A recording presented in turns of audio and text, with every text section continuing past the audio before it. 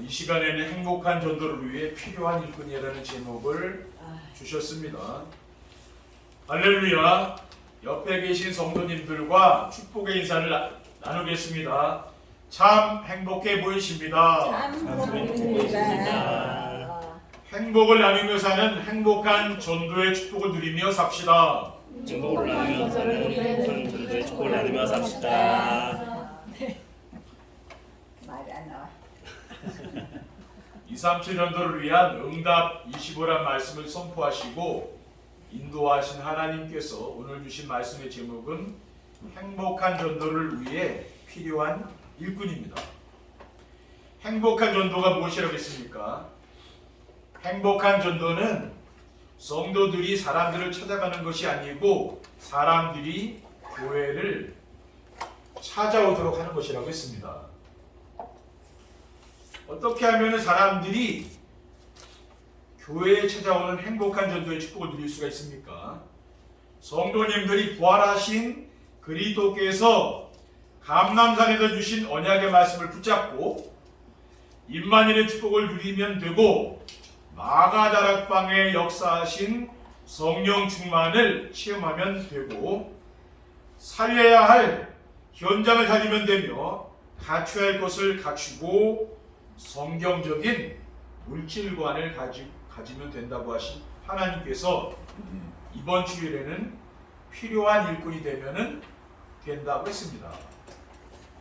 성령 충만한 초대교회에 아나니아와 삽비라 부부처럼 범금을 속이고 죽는 비극도 있었지만은 오늘 본문은 그러한 좋지 않은 일이 일어난 후에 초대교회에 일꾼을 찾아 중직자로 세워 교회가 흔들리지 않고 든든히 세워지는 하나님의 역사가 일어났습니다. 초대교회가 일꾼들을 세운 이유는 사도들이 기도하는 일과 말씀 사역에 소홀히 하지 않고 집중하기 위해 일꾼들을 세웠습니다. 이처럼 하나님은 우리를 매주일 강단 메시지로 인도해 주십니다. 이러한 강단 말씀을 하나님 말씀으로 믿고 따라만 가면 행복한 전도가 되고 강화 언약교회 시대에 주역이 될 줄 믿습니다. 행복한 전도를 위해 필요한 일꾼은 어떤 사람입니까? 행복한 전도를 위해 필요한 일꾼은 교회 안에서 연약한 성도들을 돌봐줄 수 있는 일꾼입니다. 교회 안에서 돌봄이 필요한 사람은 어떤 사람들입니까? 교회에는 육신적으로 홀로서기가 안 돼서 도움이 필요한 사람들이 있습니다. 사도행전 3장 1절에 2절에 보면은 제9시기도 시간에 베드로와 요한이 성전에 올라갈새 나면서 못 걷게 된 일을 사람들이 메고 오니 이는 성전에 들어가는 사람들에게 구걸하기 위하여 성전문에 두는 자라고 했습니다. 이 성전 문에서 구걸하던 안진뱅이는 뭡니까? 육신적인 장애를 가지고 있기 때문에 누군가의 도움이 필요한 거잖아요. 저도 어릴 때 우리 동네에 안진뱅이가 한 분 살아 계셨거든요. 안진뱅이를 보셨습니까? 요즘은 보기 어렵잖아요. 옛날에는 우리 동네 한 분 계셨어요. 근데 이렇게 발을 잡고 다니시더라고. 못 걸으니까 발을 잡고 걸어 다니시더라고. 그리고 안진뱅이가 뭔가 저는 그래서 알아요. 네. 어릴 때 봤으니까. 그리고 교회에는 경제적으로 홀로서기가 안 되어 도움이 필요한 사람도 있습니다. 가난하고 궁핍한 생활을 하기 때문에 어느 누군가에게 물질의 도움을 받아야 되는 사람들도 있는 거죠. 그리고 교회에는 영적으로 홀로서기가 안 되어서 도움이 필요한 사람들도 있습니다. 그러니까 주일 강단 말씀과 또 수요 예배를 통해서 강단해 주시는 말씀의 은혜를 받으며 혼자 있을 때 정시예배를 드리며 말씀을 묵상하며 기도가 되면은 홀로서기가 되잖아요. 영적으로 이런 게 안 되는 분들도 계시거든요. 그러면 어떻게 됩니까? 누군가의 또 도움을 받아야 되는 거잖아요. 그렇죠? 상담이 필요하고. 그럼 왜 그렇습니까? 아멘. 내가 영적으로 홀로 서기가 안 되면은 그렇게 해야 되는 거죠. 저 같은 경우에는 뭐 그럴 필요가 없습니다. 영적으로 홀로 서 있으니까 누군가 도움을 받을 필요는 없는 거죠. 우리가 교회 안에는 이런 성도님들이 계신 거죠. 그렇죠? 둘째, 강단에서 오직 복음이 선포될 수 있도록 목사님을 돕는 일꾼입니다. 강단에서 오직 복음이 선포될 수 있도록 목사님을 돕는 일꾼은 어떤 사람입니까? 목사님을 비난하며 괴롭히는 사람들로부터 지켜주는 보호자입니다. 로마서 16장 1절 2절에 내가 갱그레아 교회의 일꾼으로 있는 우리 자매 뷰베를 너에게 추천하노니 너희는 주 안에서 성도들의 합당한 예절로 그를 영접하고 무엇이든지 그에게 소용되는 바를 도와줄지니 이는 그가 여러 사람과 나의 보호자가 되었습니다. 교회 안에는 뭡니까? 이런 목사님을 도울 수 있는 보호자가 있어야 되는 거죠. 또 병든 자와 낙심자와 새신자를 찾아가 힘을 주는 동역자입니다. 로마서 16장 3절에 너희는 그리스도 예수 안에서 나의 동역자들인 브리스가와 아굴라에게 문안하라. 그들은 내 목숨을 위하여 자기들의 목까지도 내놓았나니 나뿐 아니라 이방인의 모든 교회도 그들에게 감사하느니라. 그러니까 사도 바울의 동역자가 누구입니까? 브리스가와 아굴라 부부. 그러니까 교회 안에 연약한 성도들을 돕는 사람들. 아멘. 지금 목회자가 해야 되는데 그걸 대신 가서 다 해주고 이렇게 하는 사람이 뭡니까? 이런 사람들이 동역자가 되는 거예요. 그리고 목사님이 육신 문제로 고민하지 않도록 해주는 집주인입니다. 로마서 16장 23절에 나와 온 교회를 돌보아주는 가이오도 너에게 문안하고 이성의 재무관 에라스도와 형제 구아도도 너에게 문안한 일이 있냐고 했어요. 온 교회를 돌보아주는 뭡니까? 그 식주인, 가이오입니다. 이런 성도들도 있어야 되는 거죠. 그렇죠? 셋째, 성도들을 위해 기도하며 말씀으로 성도들의 문제에 답을 주는 목회자입니다. 왜 성도들을 위해 기도하며 말씀으로 성도들의 문제에 답을 주는 목회자가 필요합니까? 왜냐하면은 성도님들이 말씀 안에서 모든 문제에 완전한 답을 얻을 수 있어야 하기 때문입니다. 우리는 예배 시간에 말씀 속에서 모든 답을 찾아야 되잖아요. 모든 인생의 문제는 우주와 만물을 지으시고 다스리시는 창조주 하나님을 모르고 우상을 섬기며 사탄에게 종노릇하며 사는 것입니다. 창세기 1장 1절에 태초에 하나님이 천지를 창조하신 이라는 했잖아요. 그러니까 이 우주 만물을 지으신 하나님 모르고 사는 사람들이 세상에 많잖아요. 그러니까 그 사람들이 인생에 엄청난 문제를 가지고 있는 거거든요.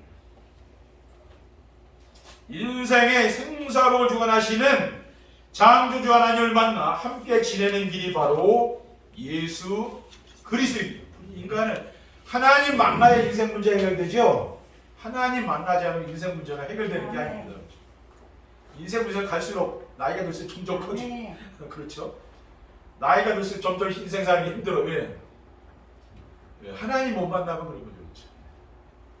그래서 하나님 만나면은 인생의 모든 문제 해결되면 그 길이 바로 예수 그리스도입니다.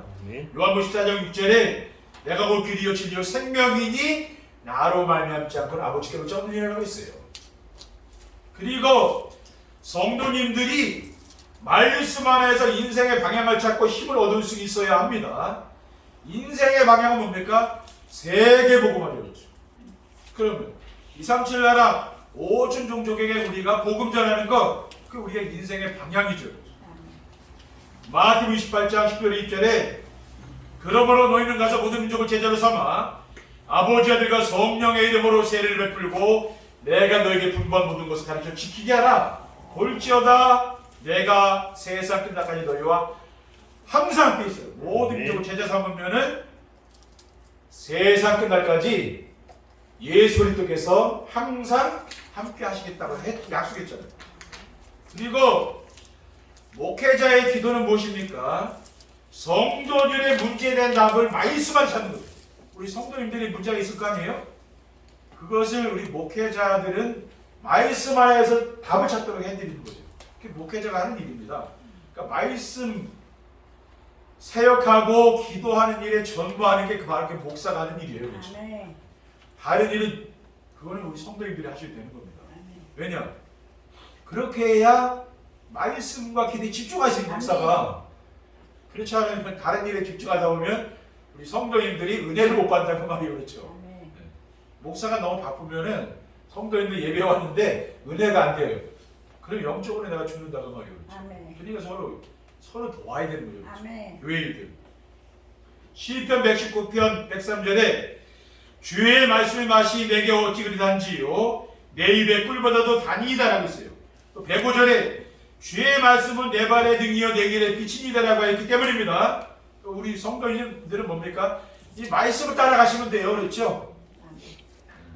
말씀을 따라가야지 안전하죠. 세상을 따라가다 보면은 이상한 길로 가요. 헛된 길로 간다. 잘못된 길로 가는 거예요.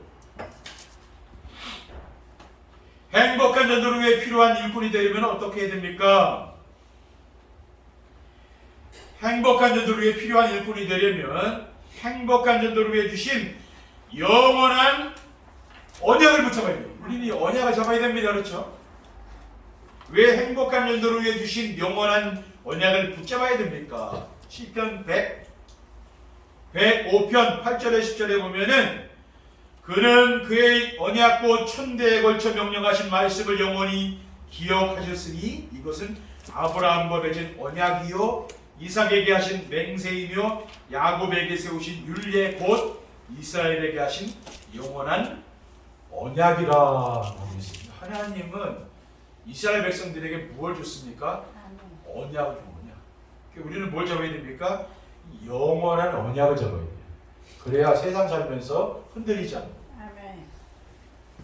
왜냐하면은 왜 언약을 잡아야 됩니까?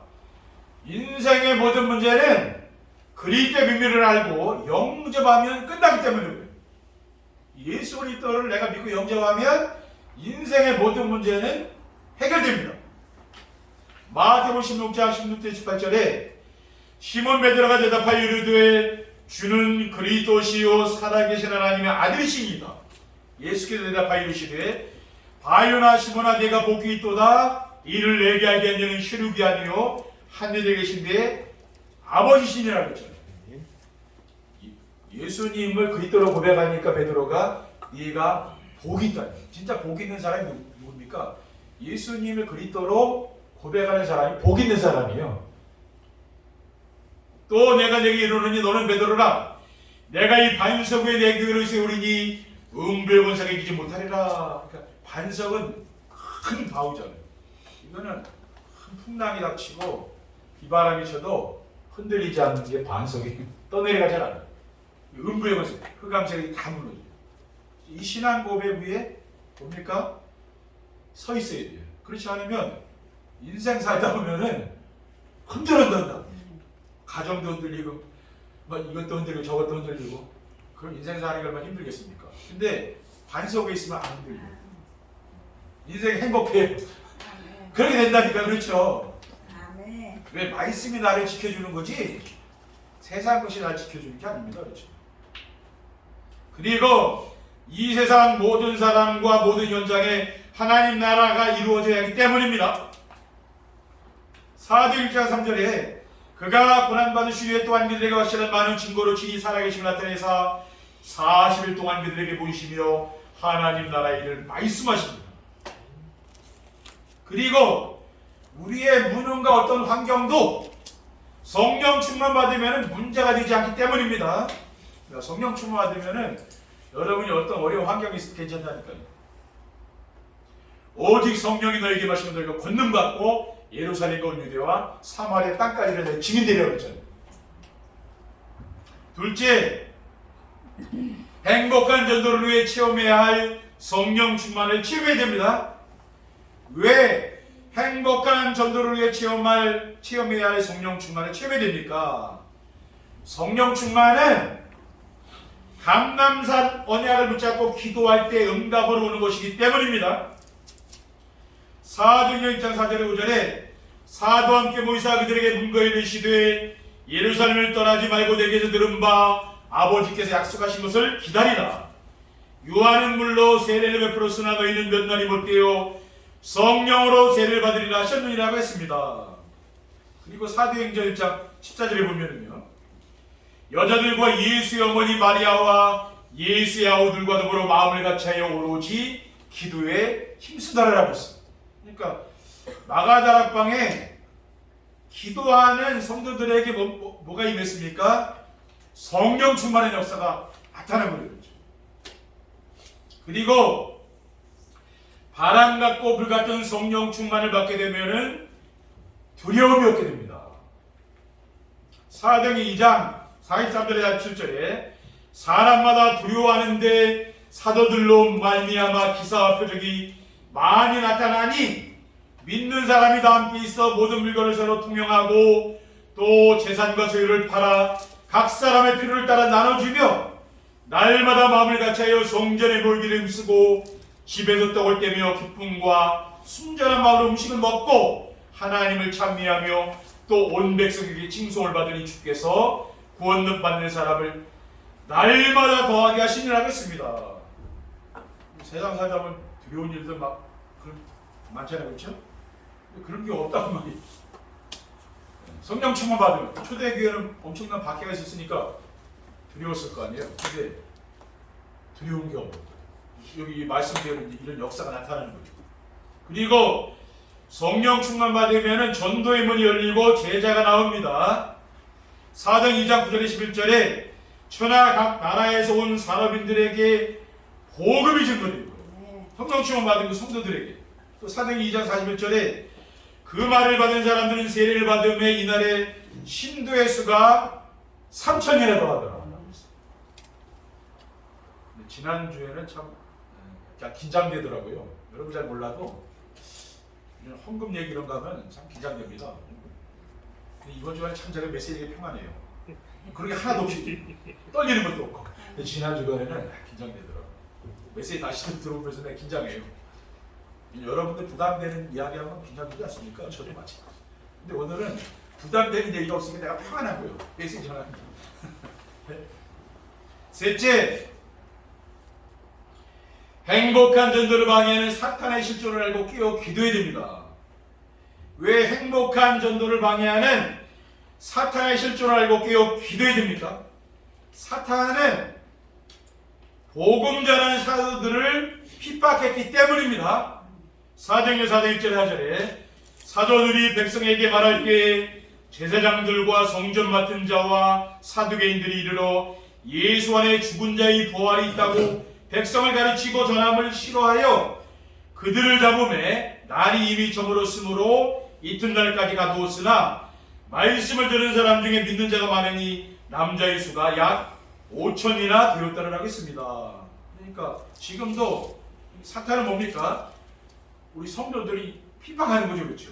그리고 나면서 못 걷게 된 사람을 일으킨 사건 때문에 사도들이 법정에서 재판을 받을 때에 성령 충만한 베드로는 뭐라고 했습니까?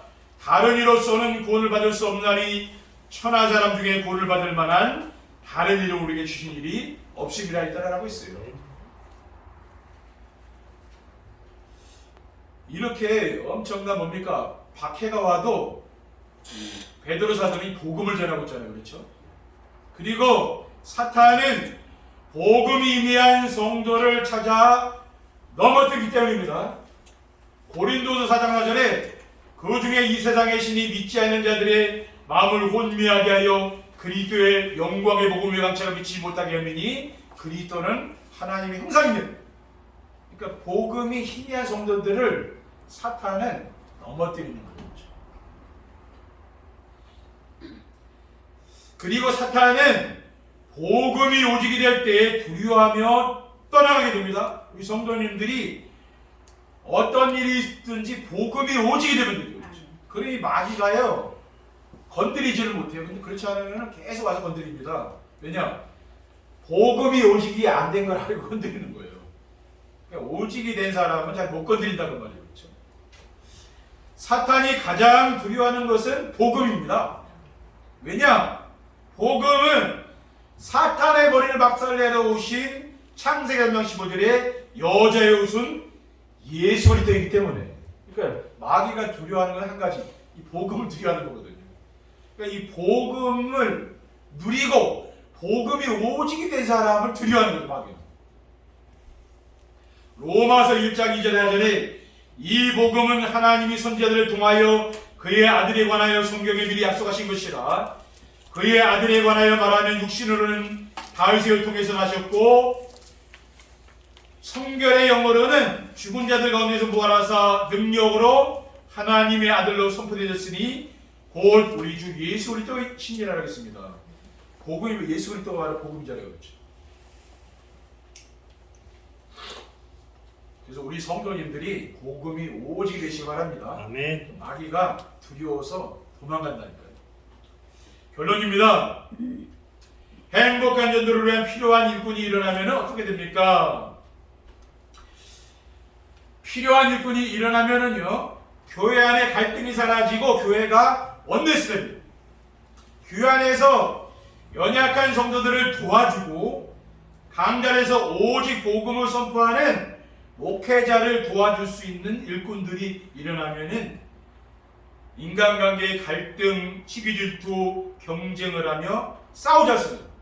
지금 가장 사람들이 힘들게 사는 게 왜 그렇습니까? 세상에서 인간관계 갈등과 시기 질투, 다툼이 교회 안에서도 마찬가지예요. 똑같은 거예요. 이게 치유가 안 되면 교회 안에도 똑같아요. 세상이랑. 그럴 수밖에 없잖아요. 그러니까 교회가 그래서 어려운 거죠. 근데 이게 치유되면 어떻게 됩니까? 서로 사랑하고 양보하며 배려하며 성도들이 강단에 선포하신 말씀을 원내서 된다고. 이렇게 되면 여러분 현장 가서도 이렇게 똑같이 하면 돼요. 내가 현장에 있는 사람들도 이렇게 해주세요. 거기 가서도 똑같이 사랑하고 배려하고 양보하고 이해하고 용서하고 이렇게 되면 됩니다. 그럼 그 사람 하나가 얼마나 귀하게 보이겠습니까? 저는 그렇게 보이더라고요. 사람 하나가 참 나에게 귀하다고 생각을 하고 있어요. 항상. 그래서 인간관계를 소중히 합니다. 왜냐? 치유돼서 그러다니까. 치유돼서. 둘째, 현장에서 말씀 운동이 일어나며 제자가 세워집니다.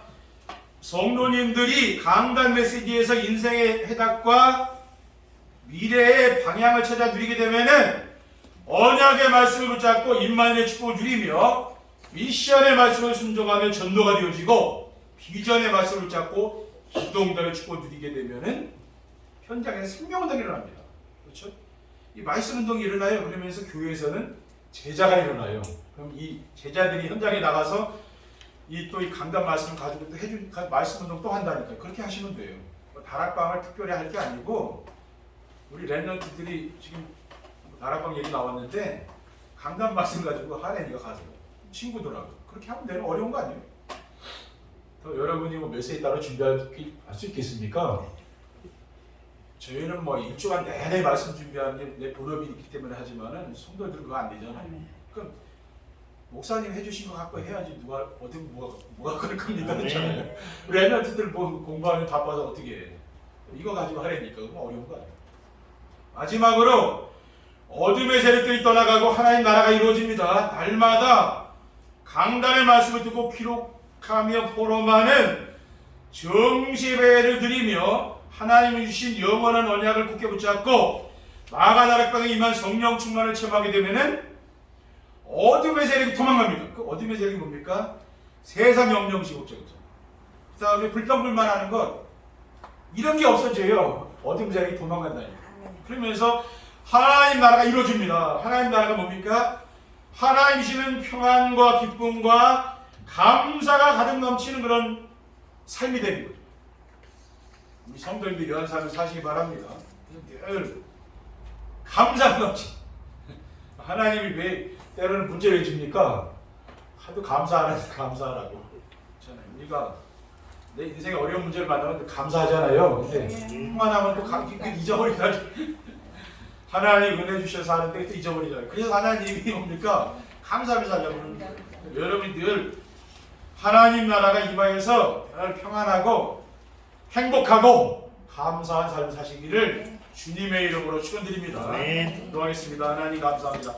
오늘 주신 언양 미션 비전의 말씀을 굳게 붙잡고 정말 행복한 성도가 되며 또 교회를 위하여 하나님을 위하여 충성된 그러한 일꾼들이 될 수 있도록 축복해 주시옵소서. 우리 구주 예수 그리스도 이름으로 기도하옵나이다.